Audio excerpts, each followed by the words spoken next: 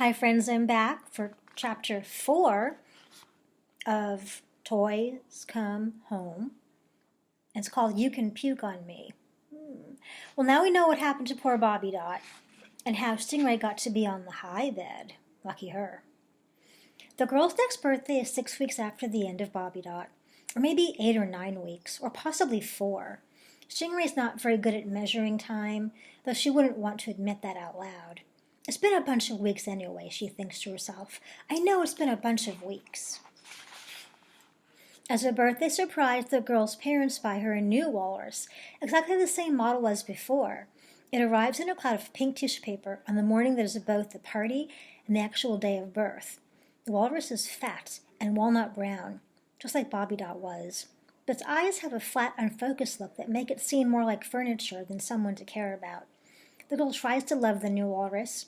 When she first receives it, she gives it a big hug, and in the days after, StingRay sees her cuddle it and talk to it and put necklaces on it, but never for very long.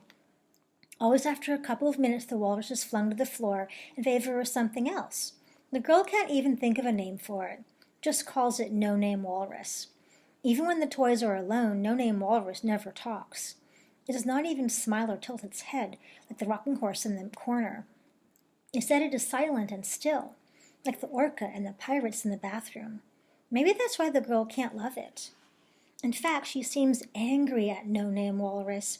She throws it across the room one day, sobbing, "You're not the same. You're not my walrus, not my real Bobby Dot walrus."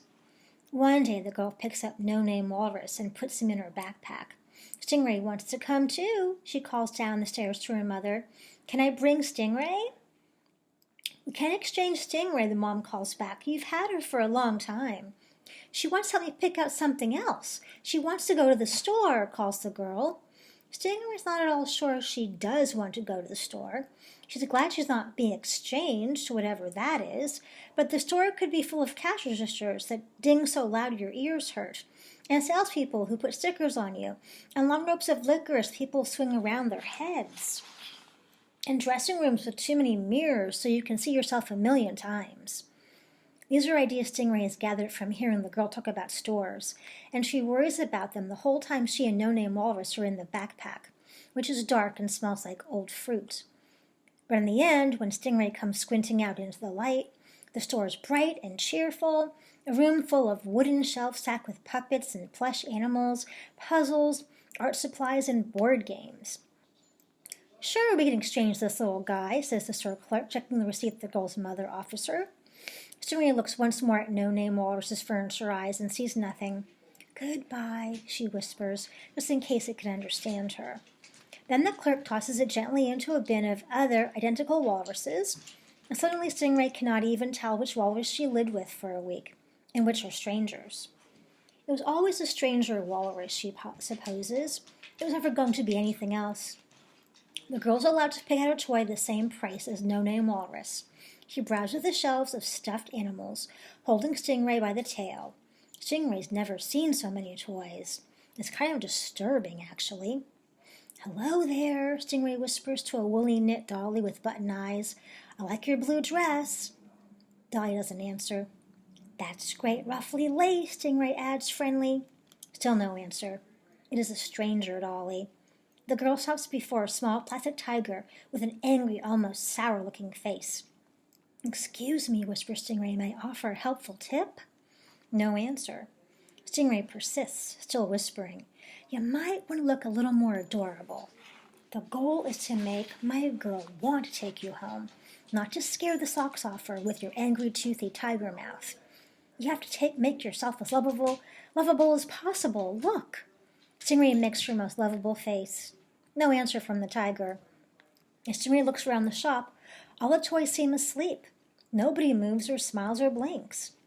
The girl touches a cuddly, soft goldfish, its lips pursed in a kissy face, its plush a sunny yellow. Oh, StingRay hopes the girl won't get another fish. She wants to be the only fish. The girl moves along and touches a white seagull with orange feet, plump and dapper. Now that she thinks of it, StingRay hopes the girl won't get any marine animal. She wants to be the only marine animal. The girl touches a floopy gray elephant. Truth be told, StingRay hopes the girl won't get a plush creature of any kind. She wants to be the only plush creature. The girl should get some dominoes, thinks StingRay, or a board game or a puzzle. That way StingRay will only have to share specialness and cuddles with Sheep, who really isn't that cuddly anyway. The girl touches what is it? The chocolate brown tail of something. The something is buried in a large pile of pink and white teddy bears who were staring at the ceiling, inanimate. StingRay could only see the tail of the thing and a bit of its backside, nothing else. The girl pats the tail, and the tail waggles. StingRay's sure she saw it waggle. When she looks at the girl's shining face, she thinks maybe the girl saw it too. The girl reaches her soft head into the pile of teddies, and StingRay twists her neck to get a better look. Out comes a burly, chocolatey... Okay, I bet you guys know what this is. Buffalo.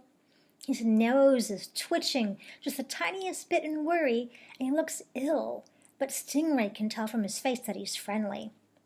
The girl holds StingRay up to meet him. Lumphy? Lumphy, this is StingRay. StingRay, this is Lumphy. The buffalo's shiny, awake eyes meet StingRay's. Hey there, he whispers, once the girl has set them both on the counter and trotted across the store to ask her mother if she can take the buffalo home. Am I a Lumphy or StingRay? StingRay laughs. Because I'd like to be Lumphy, the buffalo goes on. But if you're already Lumphy, I can be StingRay, no problem. You're Lumphy, says StingRay sweetly. I've been StingRay for a while. And suddenly she doesn't care one bit about being the only plush creature at all. She doesn't need to be the only one. He wants to be the only one. And here's the great meeting. StingRay meeting Lumphy for the first time. So cute. Among all those teddy bears, and the girl just chose him. Very sweet. The buffalo gets sick to his stomach in the backpack. Oh, oh, oh, he moans, keeping his voice low so the girl won't hear. This is not a good situation. There's no air. It's so dark. We won't be in here too long, says StingRay. When the car goes over the bumpy part, you know you're almost home. Really? Yes. And what's that old fruit smell? The buffalo moans. I think it's pear, StingRay sniffs, or maybe apple. No, definitely pear. How do you know so much? StingRay glows. I've been around a long time, she says. Plus, I arrived on the planet just knowing things. It was kind of like magic, how knowledgeable I was from the start.